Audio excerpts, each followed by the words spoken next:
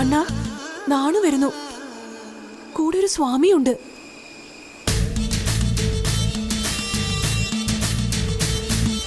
അണ്ണാ. ഓ, വരുന്നു.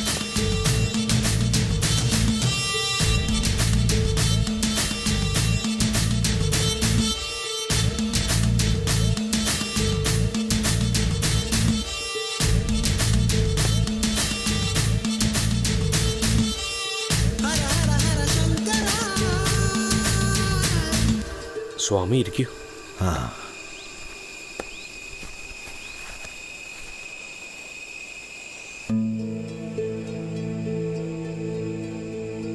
ഇതാരാ? കളയിൽ നിന്ന് മടങ്ങുമ്പോൾ വഴിക്ക് വെച്ച് കണ്ട സ്വാമിയാ. ഞാൻ ജടാധരൻ.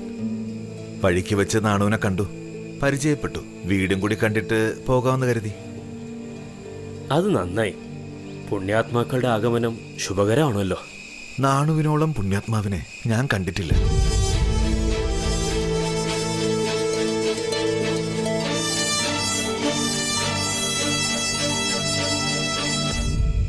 എന്താണെന്നാണ് സ്വാമി പറയുന്നത്? നാണുവിനെ കണ്ടില്ലായിരുന്നെങ്കിൽ ഞാനിന്ന് സമാധിയായേനെ. എന്താണ് സംഭവിച്ചത്? ഒന്നും പിടികിട്ടില്ല. ഞങ്ങൾ കളരിയിൽ നിന്ന് മടങ്ങി വരികയായിരുന്നു.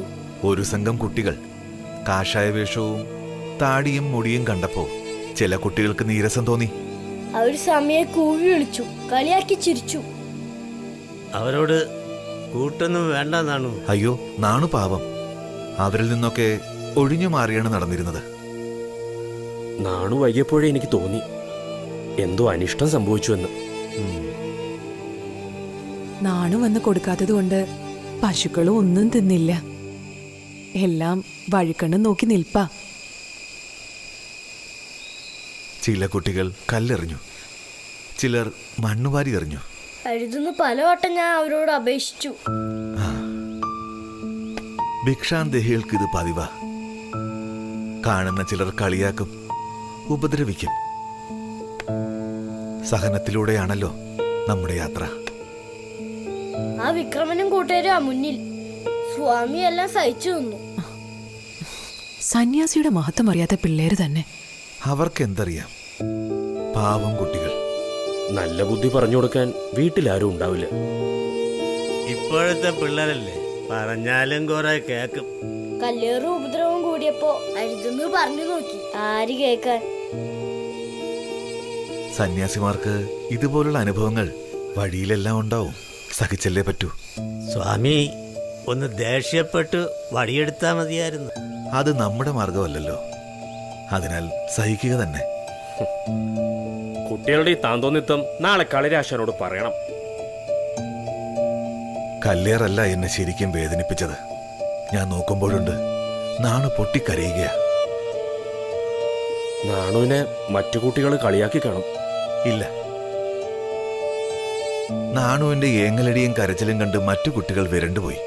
അവർ നാലുപാട് ഓടിക്കളഞ്ഞു. നാണു അങ്ങനെയാ. ഉറുമ്പിനോടും കിളികളോട് പോലും അവൻ എന്ത് സ്നേഹ. അമ്മാവനെന്ന നിലയിൽ പലപ്പോഴും എനിക്കും അഭിമാനം തോന്നും. കാര്യമറിയാതെ പലപ്പോഴും ഞാൻ എന്റെ കുട്ടിയെ ശാസിക്കാറുണ്ട്. സത്യം അറിയുമ്പോ എനിക്ക് തന്നെ ഉള്ളു നോവും. ലോകരഹസ്യം അറിയാവുന്ന കുട്ടിയാണ് നാണു. നചികേതസിനെ പോലെ പ്രപഞ്ച പൊരുൾ തേടുന്ന കണ്ണുകളാണ്. നാണുവിനെ ശാസിക്കണ്ട.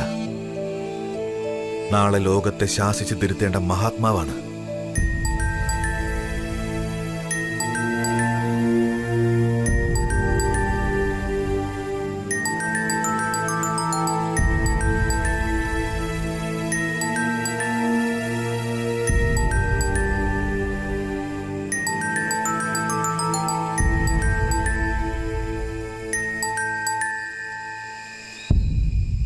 നാണു പിറന്ന ഈ വീട് സമഭാവനയുടെ തറവാടായി വാഴ്ത്തപ്പെടും.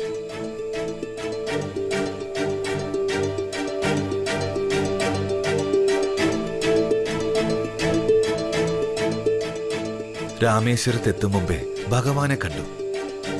പുണ്യം പിറന്ന വീടും ദർശിച്ചു. ഈ തിരുമുറ്റത്ത് എത്രയോ തലമുറകൾ വരാനിരിക്കുന്നു. അനുഗ്രഹം തേടി.